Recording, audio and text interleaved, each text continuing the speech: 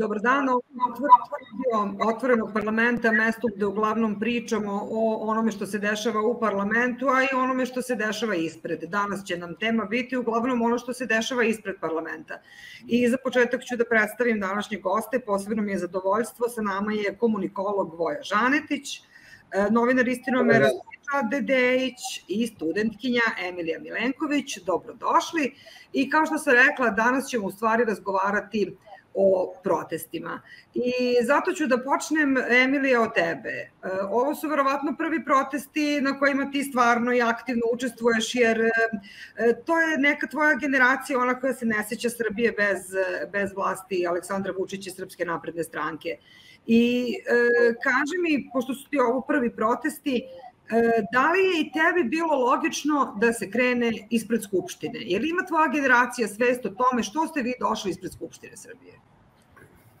Pa jeste, ovo su zapravo prvi protesti u kojima aktivno učestvujem, ali sam pre toga bila na onim ekološkim protestima, zapravo u vezi Rio Tinta, ako se ne varam, ali zapravo ovo su stvarno protesti koje mi nekako mislim da doživljavamo i razumemo zašto izlazimo na ulicu. Mislim da studente pogađa svaki onaj zahtev protesta koji je trenutno tu.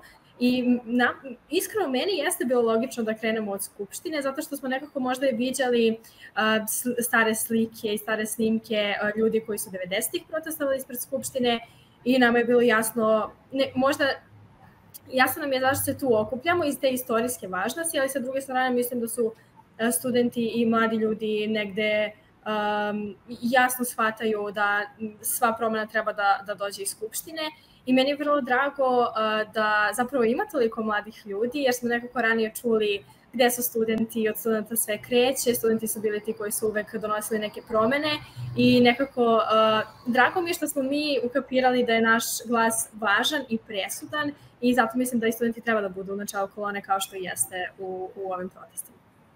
Da, naravno govorimo o skupovima Srbija protiv nasilja, bliži se 7. put skup. Vojo, kad se vi sada setite i prethodnih i sadašnjih protesta, da li je ono što ove nove proteste Srbija protiv nasilja izdvaja od svih prethodnih baš taj strašan povod zbog kojeg su oni započeli, ili mislite da posle 7 nedelja sad to više uopšte i nije u prvom planu? Ovo malo je duža priča, ali ajde, probat ćemo da je skratimo. Dakle, mi već dugo vremena ovde imamo jednu situaciju koja je neka vrsta permanentne eskalacije, povećanja neke vrste nasilja, društvenog nasilja. I to je vidljivo dugo vremena. Kako neko pažljivo posmatra stranice tabloida, to je vidljivo koliko posmatramo razlike između nekadašnjih rafiniranih realitija i ovima u kojima se tuku i gađaju flašama i leti srča na sve strane. To vidimo i u načinu kako se komunicira u politici, to vidimo između ostalog i u nervozi ljudi i tako dalje. I to je jedan dugačak proces koji je potrajao zajedno sa još jednim procesom, a to je proces pretvaranja nekadašnje takozvane krhke srpske demokratije u ovo što se sad zove hibridni režim, odnosno u autokratiju koja, ovo sad govorim udžbeničku definiciju, u autokratiju kojoj demokratija služi samo kao legitimacija, kao način da se legitimizuje nastavak vladanja. Te tako, kad imate jednu takvu situaciju i kad imate jednu novostvorenu političku kulturu, a to je politička kultura nasilja faktički, onda kada se desi ovakav jedan događaj koji je u stvari jedno ogoljeno, odvratno, tragično, ružno, besmisleno i kako god hoćete nasilja, a inače nasilje ne može drugačije da bude, nego ono kao sirće, ono se razređuje na procente većeg i manjeg, onda je to predstavljalo neku vrstu društvenog šoka i ljudi su počeli da u sebi osjećaju pritisak svog tog ostalog nasilja koje je tokom godina se taložilo i onda se to sve zajedno pretvorilo u jednu jasnu, izraženu svest stanovnika pripadnika društva, građana, državljana, kako god hoćete, ove zemlje u velikim količinama, a to je da se to nasilje treba zaustaviti i prevashodno je u ovom trenutku fokus na medijskom nasilju, odnosno na nasilju koji se vidi u medijima, odnosno na nasilju koje je potpomognuto medijima, ali ja lično mislim da to neće se zaustaviti samo na tome i da je reč o jednoj širokoj društvenoj svesti o tome da je nasilje svakovrsno, veliko, ogromno i da mora da se poradi na tome da se ono u Srbiji smanji. Zato što prosto ljudi ne žele da žive u takvim okolnostima i mogu da se pobune protiv toga, mogu da glasaju nogama, da odu napolje, da žive negde, da je normalnija situacija, ali jednostavno ova vrsta i ova količina sveukupnog nasilnog pritiska na ljude koji žive u Srbiji je prevelika i ovo su prosto, ljudi su pukli i izašli na ulicu. O tome ćemo još naravno da pričamo. Siniša, kad sada pogledaš ove proteste protiv nasilja, a pratio si i mnoge pre toga, na koje ti najviše liče? Je li ovo kao neki nastavak onih Stop krvavim košuljama, samo u još težem nekom obliku, ili te podsjećaju na neke još od ranije? Ovo je zaista povod bez presedana i mislim da su ljudi ovoga puta izašli, ako nije pregrubo reći, na nervnoj bazi. Jednostavno, čini se taj prvi izlazak na ulice je izveo ljude iz stanja šoka. Zapravo, ljudi su izašli samo da izraze svoju nemoć zbog kompletne situacije koja se dešava u zemlji i koja je samo kulminirala svim onim što se desilo 3. i 4. maja. I mislim da niko od njih koji su izašli na ulice nije imao jasan motiv, niti je izašao zbog konkretnih zahteva, nego su jednostavno želeli da se okupe i da budu na ulici i da budu jedni uz druge. Sve ono što se kasnije desilo, to je, čini se, proizvod broja ljudi koji se našao na ulici i deluje da je i sama opozicija ili organizatori ili čak i ljudi koji su se gledali između sebe, želeći da praktično sebe uvere da ih ima toliko na ulici, izrodilo sve ovo ostalo što se desilo kasnije i što je omasovilo te iste proteste 6. ili 7. put koji je već po redu. Tako da ne bih upoređivao ni sa jednim ovim protestima koji su bili u proteklih 30 godina sve. Posle ćemo ih svakako uporediti, ali sad za početak pomenuli smo medije, vi ste, Vojo, pomenuli medije i oni jesu i jedan od zahteva protesta jeste gašenje frekvencija za neke televizije, odnosno tačnije za Pink i za Happy, da im se oduzmu nacionalne frekvencije, nekih tabloida. Kada kažete da su mediji generatori nasilja, onda se obično pominju ti reality programi, ali u stvari reality programi su jedan manji problem, jer koliko ja mogu da vidim, ipak veći deo građana ne gleda reality programe, ali gleda jutarnje programe. Ja sam naveo reality kao primer, samo odakle se dokle stiglo. Znači, kao primer povećanja nasilja u određenoj žanrovskoj formi na televiziji, oni su sami po sebi nebitni. Ovde je reč o medijima kao distributerima jedne agresije, pre svega, koja kada se toliko puta ponovi, koja kada je istog kvaliteta i tona, koja u komunikaciji prosto jednostavno postaje zarazna. Postoje mogućnost toga da se društvo počinje ponašati onako kako im se na izvestan način između redova uz pomoć takozvanog metateksta, odnosno onog što se nalazi iza tih, što ljudi osjećaju da se nalazi na tim i iza tih slika. Dakle, kada počneš da distribuiraš tu poruku i takve poruke, i uopšte kad počneš da glorifikuješ nasilje nekako čak ni ne primećujući da to radiš, onda jednostavno ljudi kažu kao odgovor da žele da se distributeri nasilja zaustave. Znači, i kao jedne od distributera su prepoznali te. Ali, znate, ajmo sad korak, ako dozvolite samo da vas malo vratim, korak nazad. Reality je u stvari po žanru takozvana non-scripted drama, odnosno drama koja nema scenario, ali se u njoj ljudi ponašaju po obrascima scenarija.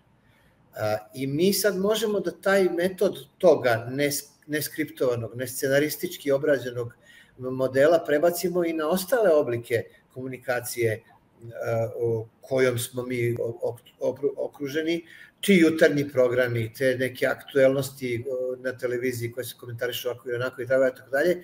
I ti vidiš u stvari zapravo da je pattern, da je osnovni genetski kod te komunikacije u stvari zapravo emitovanje jednog niko nam ništa ne može, kako bih rekao, obrazca. Taj obrazac se može vidjeti i u parlamentu, kada ljudi govore, to je, boga mi, nekoliko krupnih sati realitija dnevno kad traje to zasedanje i tako dalje. I jednostavno ta jedna ogoljena sila je u stvari suštinski nasilje. Pa pravo pravcijato, nepatvoreno, neprskano, što bi rekli seljaci. I onda u tom smislu je odgovor ljudi jeste da, bio je šok na sam događaj tragični, ali već u sledećem i onom tamo koraku je počelo, jednostavno ljudi imaju običaj da racionalizuju stvari, počelo da se traže neke veze između incidenata i sistema koji može dovoditi do incidente i onda je jednostavno taj jedan šok se prelio u priču o tome da distributeri nasilja, a o čemu mi ovde pričamo, se nekako moraju zaustaviti i to je jedan deo. Ali naravno, kako bih rekao, distributeri su distributeri. Osnovno pitanje jeste ko su proizvođači ili još bolje šta je proizvođač, šta proizvodi to nasilje. A to je pitanje, boga mi svih pitanja i na to pitanje će morati Srbija da odgovara minimum sledećih 10 godina. Emilija, u Skupštini kad brane ove realitije, a mnogo ih brane, i stalno nekako svi su drugi krivi, reality programi nisu, uglavnom su se poslanici vladajuće većine uhvatili baš tako realitija i kao da ne čuju sve ovo drugo što se govori, da reality nije baš najvažniji program, onda one uglavnom kažu da mladi ljudi ne gledaju televiziju i da jednostavno je to zamena teza i da na vašu generaciju ili mlađu, nažalost, kao što je bio i ovaj ubica, da tako kažem, iz Ribnikara, da oni ne gledaju televiziju i da jednostavno na njih nije moglo da utiče nasilje sa tih ekrana. Međutim, vi ste u stvari više na društvenim mrežama i koliko tu je u stvari zastupljen taj takav govor i takvi načini komunikacije? Pa ja ne bih rekla da mi ne gledamo televiziju. Mi možda ne gledamo direktno, ne sednemo na kauču, uzmemo daljinski i pustimo televiziju, ali mi gledamo televiziju posredno, odnosno gledamo onako u onim formatima koji su nama zanimljivi, a to su uglavnom neki isečci koji se kasnije distribuiraju na društvenim mrežama, odnosno na internetu. Dakle, nešto što je neočekivano, nesvakidašnje, skandalozno na televiziji će svakako vrlo verovatno postati viralno na društvenim mrežama i doći do mladih ljudi. I zato bi i trebalo da se apsolutno razgovara i o regulaciji zapravo televizija i ostalih medija koji mogu da dođu do društvenih mreža i ja bih tu zapravo rekla da mladi znaju šta se dešava na televiziji. Sa druge strane, i na društvenim mrežama takođe možemo da vidimo dosta, da kažemo, nekih materijala, nekih snimaka, fotografija koji promovišu nasilje, ali vrlo je teško da se na taj način, da kažemo, kontroliše internet, odnosno digitalni prostor. O tome treba da se priča, naravno, ali ne bih ja ograničavala društvene mreže, kao što je rekla, ja mislim, Danica Grujičić, da bi ona zabranila TikTok na mesec dana. To je apsolutno negde mera koja ne bi dovela do promena. Ono što je potrebno jeste da se direktno radi sa decom i mladima, da zapravo se stvori to neko kritičko razmišljanje, odnosno da mi, kada budemo na internetu, znamo kako da odvojimo dobar od lošeg sadržaja, bukvalno, da znamo kako da reagujemo na neki sadržaj koji promoviše nasilje na internetu. Tako da, apsolutno, i u Skupštini i svuda u javnom prostoru treba da se priča o onome što se prikazuje na televiziji, ali i na društvenim mrežama, ali takođe i o edukaciji mladih i dece, ali sa druge strane i o edukaciji starijih ljudi. Da, to sam baš trebala te pitam, a kada odete, mislim, van Beograda, pa razgovarate sa drugovima, prijateljima ili čak roditeljima i rodbinom koji nisu na društvenim mrežama i koji su samo na nacionalnim frekvencijama, jer primetite da su pod uticajem. Ja sam skoro pričala sa mojom babom zapravo, baš o protestima i ona je meni rekla pa kako si ti izašla na tim protestima, evo mi smo videli, ja mislim na Pinku, da je bilo 100 ljudi. I ja sam onda njoj poslala preko Vibera snimak i zapitala sam se, jel sam ja bila na istom procesu kao što zapravo ona to gleda i onda ona pomislila, pitala me pa kako to mogu da lažu na nacionalnoj frekvenciji. Zapravo ne postoji negde poimanje toga da apsolutno treba da preispitujemo sve ono što vidimo pogotovo na televiziji i onda zapravo negde njen glavni izvor informisanja sam postala ja zapravo, odnosno ono što ja šaljem preko Vibera, ona zapravo najviše koristi Viber, tako da pogotovo u unutrašnjosti, mislim ja sam iz Vranja i pogotovo kod starih ljudi koji isključivo prate nacionalne frekvencije, apsolutno dosta se razlikuje mišljenje i zapravo negde kako se shvataju neke stvari. Nažalost, na njih utiče, da kažem, neka propaganda koja se prikazuje na Pinku i na Happy-u, ali nekako smo mi tu da malo izokrenemo tu sliku i stvarno ja zapravo želim i da negde pozovem mlade ljude da pričaju malo sa svojim bakama, dekama, roditeljima i da malo zapravo vidimo gde se stvara taj gap između distribucije informacija. Jel ti, Siniša, pristaneš na to da smo mi krivi stalno, novinari su za sve krivi i mi u stvari loše to radimo? Kad kažem mi, mislim i novinari sa nacionalnih frekvencija i svi ostali. Jel se osjetiš nekad ne kao kriv, nego da nije dovoljno to što pokušavaš da objasniš, da proveriš, da pišeš tekst u kojem objašnjavaš da nije to baš tako kako ste videli na televiziji? Širok je taj dijapazon novinar. Znači, novinara ima i ovakvih i onakvih i svi smo svesni na kojim frekvencijama rade ti novinari i bukvalno i u prenesenom značenju. Tako da mislim da ne mogu da budem siguran da ljudi prave veliku razliku generalno onu koju mi možemo da primetimo između određenih novinara, ali bar se nadam da oni ljudi i ona publika koja dolazi na Istinomer, da tu razliku može jasno da uoči. A što se tiče ovoga o čemu je Emilija pričala i uopšte što te priče, najciničnije zvuči taj savet koji čujemo od visokih funkcionera, a i od predstavnika REM-a, da postoji daljinski upravljač koji će sve to da reši i da ukoliko vi to ne gledate, vi slobodno promenite i ne morate to gledati. To je toliko netačno da može da se opipa i da se oseti svakog dana kad izađete na ulicu. Ukoliko su tačne informacije koje iznosi jedan od kreatora takve vrste programa, onda je to više nego zabrinjavajuće da gotovo polovina odraslog stanovništva, i to ne, čini mi se čak ne ni odraslog, nego od starosti od 4 godine, u Srbiji prati reality i to redovno ga prati. Sad, to i ako podelimo na pola, to znači da recimo svaki treći čovjek koga sretnete u ulici, baš svaki treći komšija ili rođak ili prijatelj to prati i to je nemoguće da ne ostavi posledice i da podigne temperaturu u javnom mnjenju, da postavi kao mainstream takvu vrstu obraćanja, da primitivizam zavlada u javnom diskursu, da postane sasvim normalno jer je podignuta lestvica do te mere da vas više ne čudi, kao što smo svedoci kada čujemo izjave u Skupštini, kada čujemo izjave od najviših državnih funkcionera, da jednostavno slegnemo ramenima i kažemo pa da, to smo već čuli toliko puta.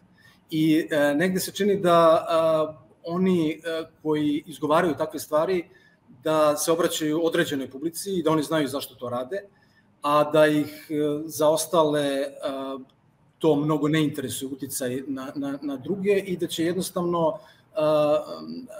im ići u korist to navikavanje na takvu vrstu diskursa i da ono što su uspeli da postignu poslednjih godina takvim načinom ophođenja je upravo ono u čemu živimo, upravo ovako društvo primitivizma i netolerancije koja može da se oseti bukvalno, čini mi se, na svakom koraku.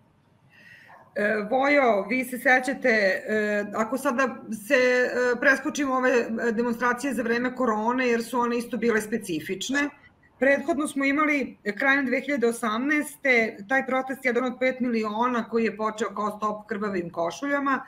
Jedan od zahteva tog protesta takođe su bili mediji, takođe je bio REM, takođe je bio RTS koji je, sećamo se isto, uporno izbjegavao da izveštava zašto je taj narod na ulici. I samo ću se još osvrnuti na prethodno 2017. Zvali su se protesti protiv diktature. Oni su bili posle izbora predsjedničkih, onih na kojim je takođe pobedio Aleksandar Vučić. I takođe je jedan od zahteva bio RTS i REM. Ti protesti su bili i prošli i ništa od toga nije ni blizu došlo. Kako sad vi sa ove distance, kad se toga setite i kad uporedite s ovim što se sada traži, deluje da je to sad ponovo i ponovo jedno isto kroz šta društvo prolazi?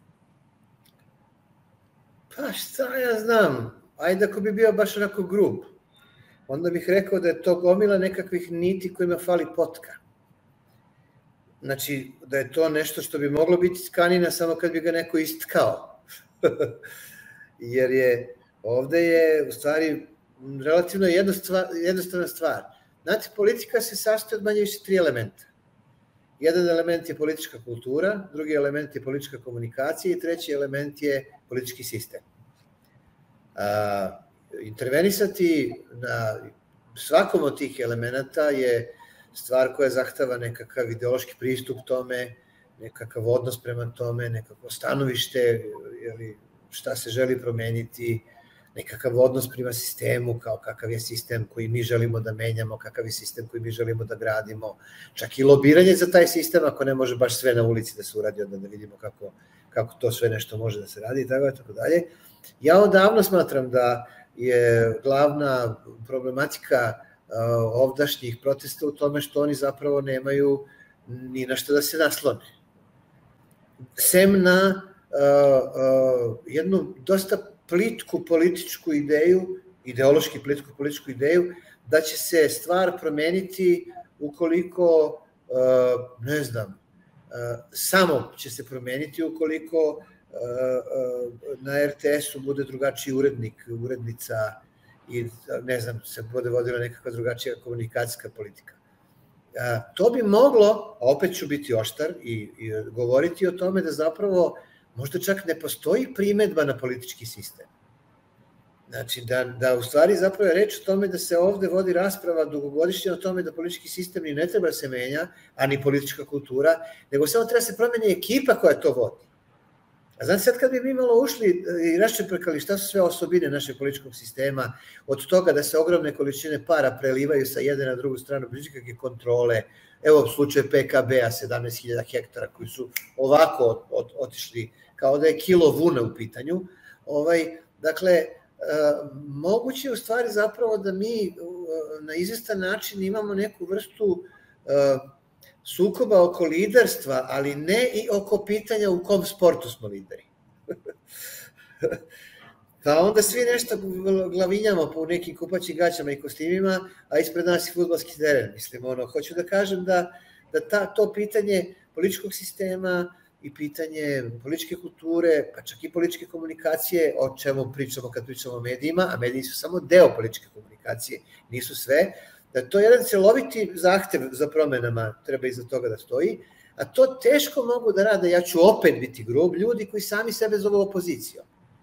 Jer ako si opozicija, prijatelju, to znači ti prihvataš koji si sistem, znači prihvataš ulogu u tom sistemu, uloga u hibridnom režimu opozicija je dekorativna, manje ili više, i onda ti, pošto nemaš jedan celoviti zahtev, tako ideš od slučaja do slučaja, malo izmaraš ljude i to bi otprilike bilo to. Uzeo sam dosta vremena da ovo objasnim, može još 3 sata se priča, ali eto, mislim, u takvoj smo zemlji, nismo od juče u takvoj zemlji.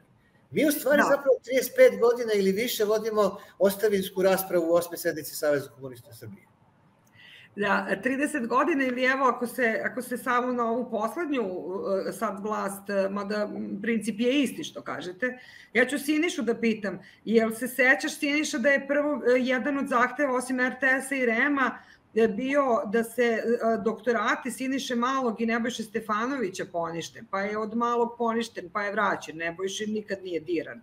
Pa je onda 2018. opet to isto doktorati, plus sad afera izvoz oružja, plus ubistvo Olivera Ivanovića, plus afera Jutka, plus afera Grocka. I završe se protesti i ništa.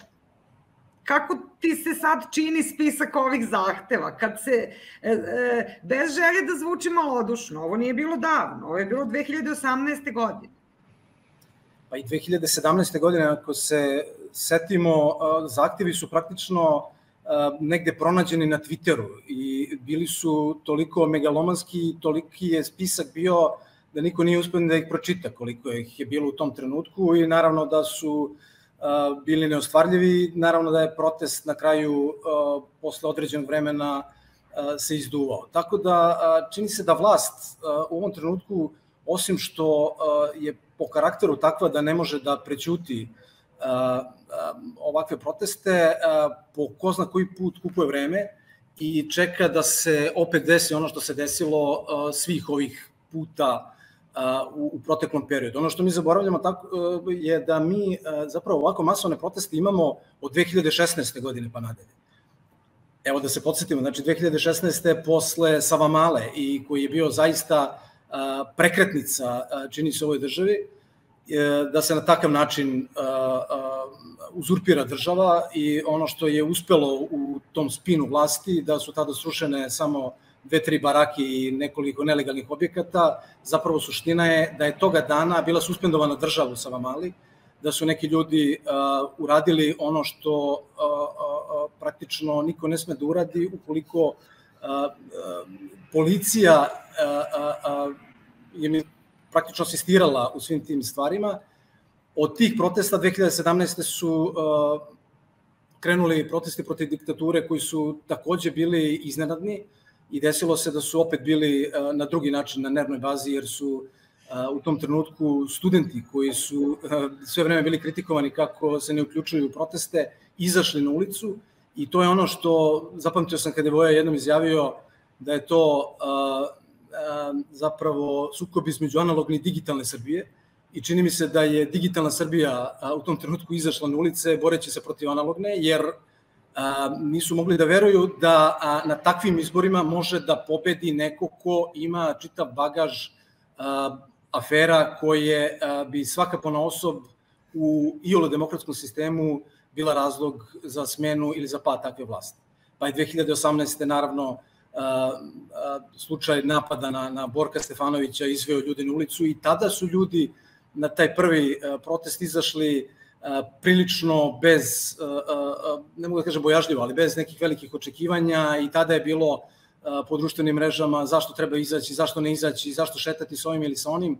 Kada se video taj broj ljudi, a podsjetit ću vas da je zapravo energiju ili gorivo tom protestu dao sam predsednik i tadašnji ministar unutrašnjih poslova koji su prebrojavali učesnike, pa ona čuvena Barbara sa Studija B koja je natucajući izgovorila neki tekst koji bi trebalo da uredi demonstrante, tako da sledeće nedelje kada je čak bilo mnogo gore vreme i to je bio, čini mi se, početak decembra, izveo je ogroman broj ljudi na ulici.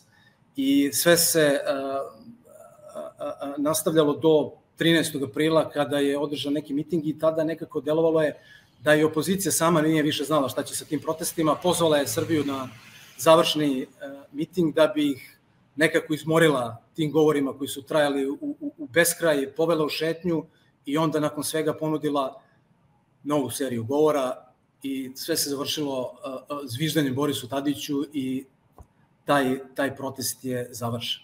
2020.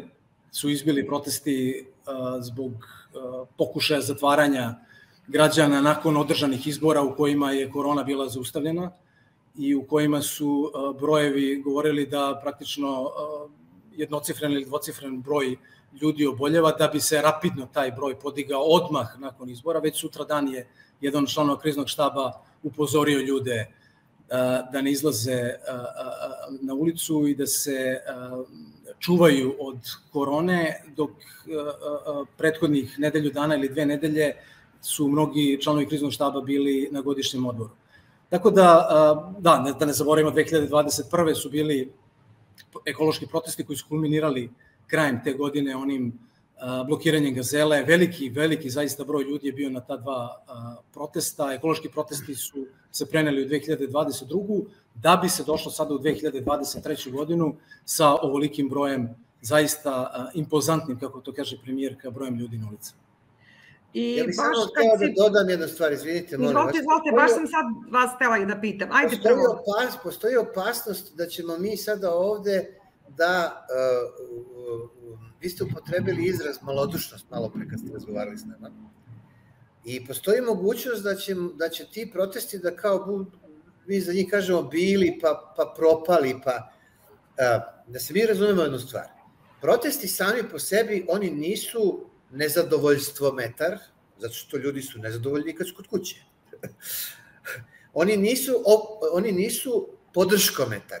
Znači, oni nisu merilo podrške nekoj politici preveliko, oni to podržavaju i kad jesu i kad jesu kod kuće, na ulici.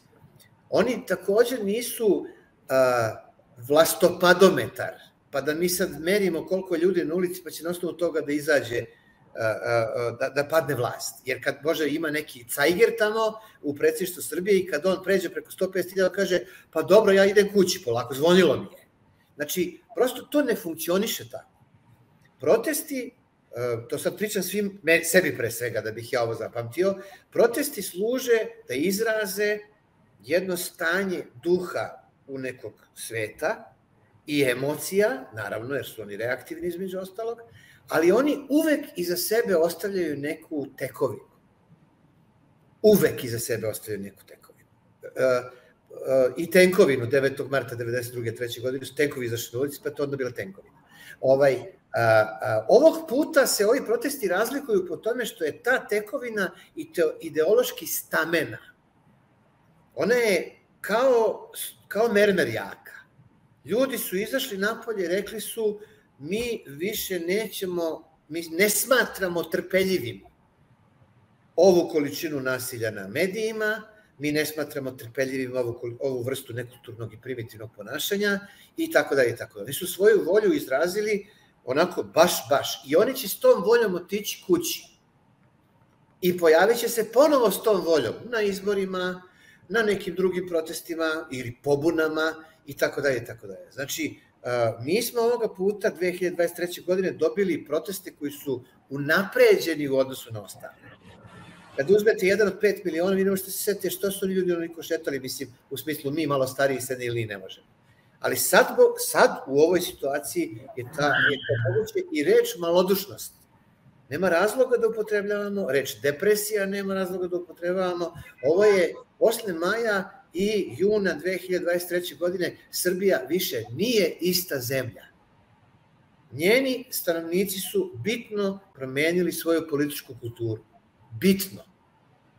Zašto ima? Ovih su protesta uvek ostajali neki mali koraci.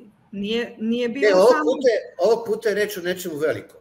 Znate, ovde se traži jedna velika promena, jedno veliko usaglašavanje, zahtev da ga prevedem na seljački jezik, jeste, ako ja preko TikToka, Instagrama, Twittera, Vibera, čega li god, primam gomilu prostakluka na svoj telefon, ja od tebe svoje vlasti i od tebe svoje opozicije zahtevam da se ne ponašaš tako.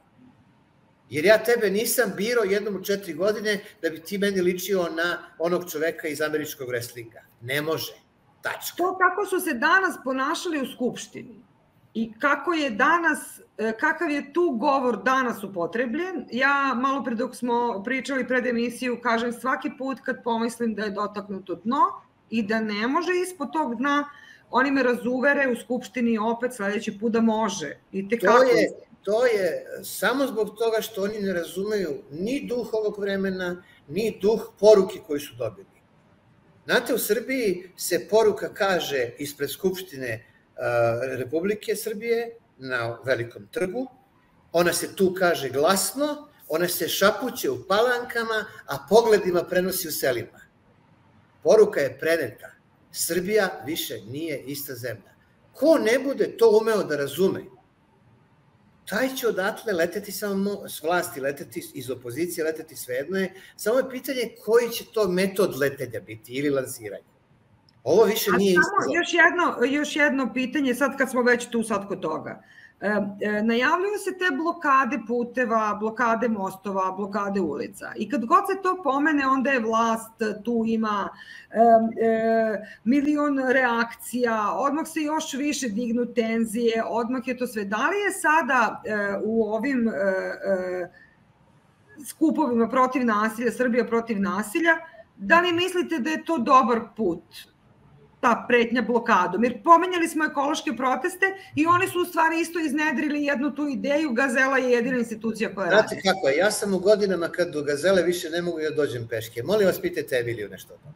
Emilija, da li se ide na Gazelu da se blokira, jer ti smatraš i tvoja generacija da je to u redu, kao što je bilo, rekla si da si ti učestvovala na ekološkim protestima, jer ti misliš da je to u redu, blokirat ćemo Gazelu i čekat ćemo koliko? Ja mislim da je to apsolutno u redu. I kad je bio, ja mislim da je bio treći protest kada je opozicija rekla mi nećemo da se pomerimo sa Gazele dok se ne ispune zahtevi. Ja sam prva sa svojim drugarima donela jedno ćebe, doneli smo hranu, piće, karte. To je bila jedna prelepa atmosfera, iskreno.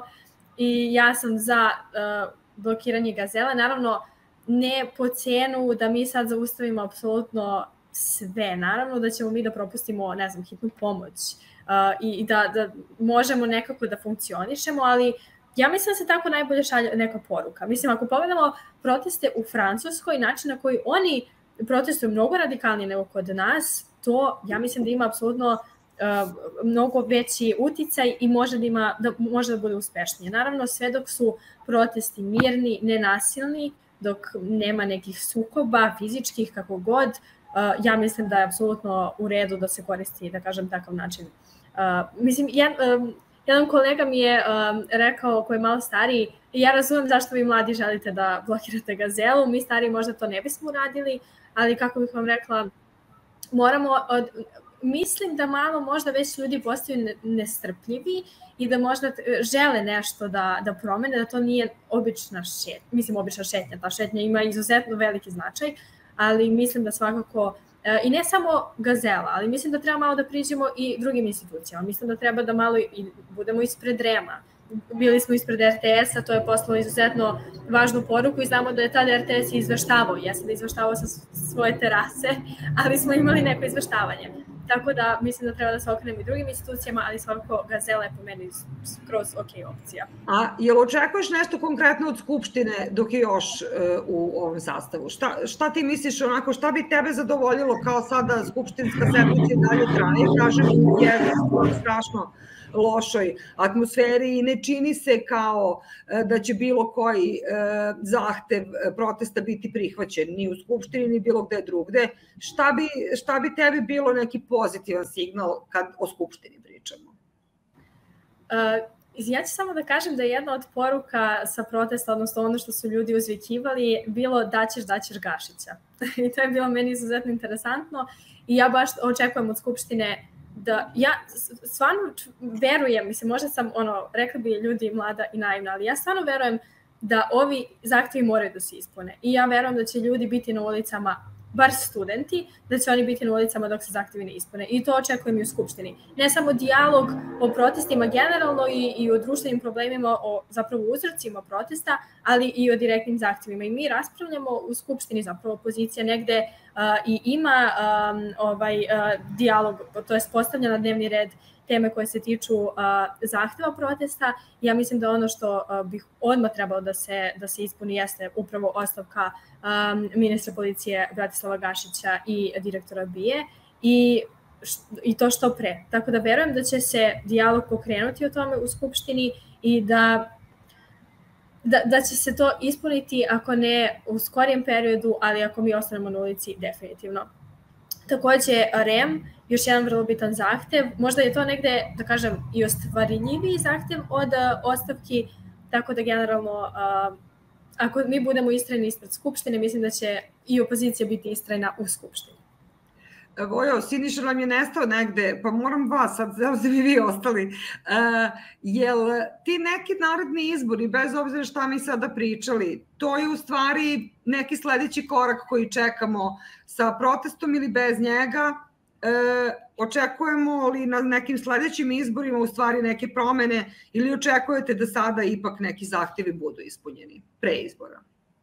Pa kad kažete sledeći izbori, mi između ostalog ne znamo kakvi će oni biti. Hoće li oni biti posmatrani, hoće li oni imati neke zahteve s polja prilikom organizacije. Ima tu mnogo pitanja koja stoje neotvorene, izvinjam se, koje stoje otvorena, tako da je na vaše pitanje odgovor najjednostavniji ne znam. Jako je mnogo faktora, ali ono što je isto važno jeste da se promeni ta jedan shvatanje, tumačenje uspešnosti protesta time što su oni neprekidni i u neprekidnom, kako bih rekao, broju i da su oni kad stagniraju brojevi ili kad padaju neuspešniji nego prošle nedelje i tako je. Ovo nije pijačni kantar sa stanovništva. Znači, ovo je jedna dugotrajna borba za promenu političke kulture, društvene kulture, političkog sistema i političke komunikacije. I to je ostao je iza već ovih do sad protesta jedna tekovina koja je komunikaciona, koja ima svoje poruke, koje možda niko još nije sve pa napisao, ali ih ima. I ona ima jednu jako važnu poruku, a to je da ljudi koji imaju godina kao ja ne treba više pričati o budućnosti Srbije, jer ćemo u njoj da živimo 10 godina, najviše, a daj Bože i više, nego ljudi koji su mlađi normalno. I ako sad recimo bude neka na 48 stepeni napolju temperature malo pala poseta, što bi se reklo, onda to ne treba da iza toga krene ova gomiletina ovih ptica žalopojki, koje će da budu pospešene državnom propagandom, još pride, i koje će reći nikada više, ovo nikada neće biti, i to sve već što smo slušali milion puta. Jer znate, mi ovde između ostalog imamo i to ću, baš me briga, internet je mogu da kažem, imamo jednu gomilu tih narikača koje žive u atmosferi propalosti, koje vole kad propadne nešto i da onda mogu da kukaju što je to propalo, nego samo da su njih slušali ne bi propalo. Da.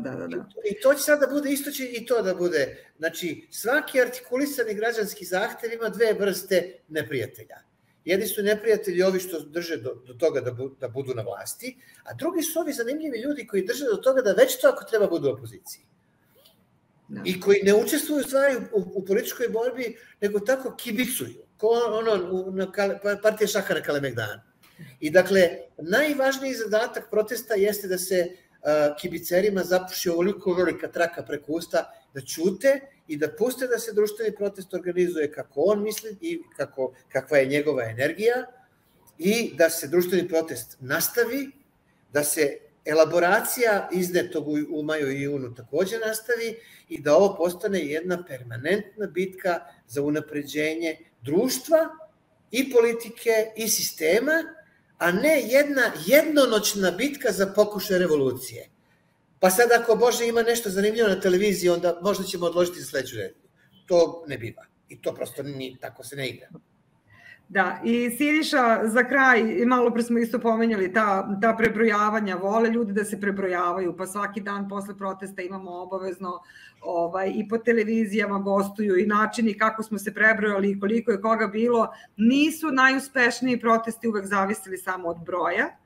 I ti se sećaš da nisu možda, sad kad gledamo slike 5. oktobra, tad se pričalo koliko je bilo ljudi, sada neke slične slike, pa nije to baš ni toliko. Jel očekuješ ti ispunjenje nekih zahteva ili misliš da će se ipak na nekim narednim izborima, koje kao što rekao smo jesu najavljeni, ne znamo ni kad ni koji, da će se ipak razrešiti ili bar deo razrešiti na nekim sledećim izborima ove situacije? Ovi zahtevi i jesu uvod u izbore. Ukoliko se one ispune, opozicija će moći nešto da očekuje na tim izborima. I uopšte izbori koji su do sada bili proteklih godina nisu bili pravi izbori i na njima su učestvovali zapravo u iznudici opozicione stranke i ovo su samo nužni koraci da se do tih izbora dođe i da se na njima učestvuje na iole pošten način. Ukoliko se nastavi sa ovakvom propagandom, ukoliko se nastavi sa omalovažavanjem, sa targetiranjem, sa diskreditacijama, sa uzurpacijama nacionalnih frekvencija, iako se pokušava da se minimalizuje njihov značaj. U Srbiji govori se da je tu internet, da su tu društvene mreže, znamo odakle dolazi najveći broj glasača vlasti, znamo koliko je bitna televizija, koliko je bitan javni servis. Čini se da već više od pola veka taj dnevnik drugi koji je od uvek bio kritikovan, zapravo od kada je krenulo višestranačje, on je bio taj koji je uvek bio na meti kritike opozicije, nije bez razloga, jer najveći deo javnosti koji gleda televiziju, pritom ne mislim na Emilinu generaciju, on gleda komercijalne televizije, on dobija informacije i preko različitih tabloida, ali dolazi da niveliše svoje znanje o politici i o društvenim temama koje primi u toku dana, dolazi da ih potvrdi ili da ih demantuje u 7:30 uveče. Ukoliko ne dobije demanti ili ukoliko dobije potvrdu, najveći broj ljudi, odnosno onih koji pripadaju ovom drugom korpusu, uslovno rečeno, analogne Srbije, on neće dalje proveravati te informacije, on će na bazi tih informacija potvrđenih na javnom servisu doneti, zapravo steći svoje mišljenje i to svoje mišljenje izrazit će na glasačkom listiću. Hvala vam još jednom što ste bili u našem otvorenom studiju. Imam amandman mali. Mnogo je važan. Izvolite. Ova se situacija i ovo društvo i ova država ne popravljaju prve sledeće prilike, pa ako ne uspe ova prva sledeća prilika, onda one sledeće prilike, a možda one tamo sledeće prilike. Poboljšavanje društva i država je permanentan proces.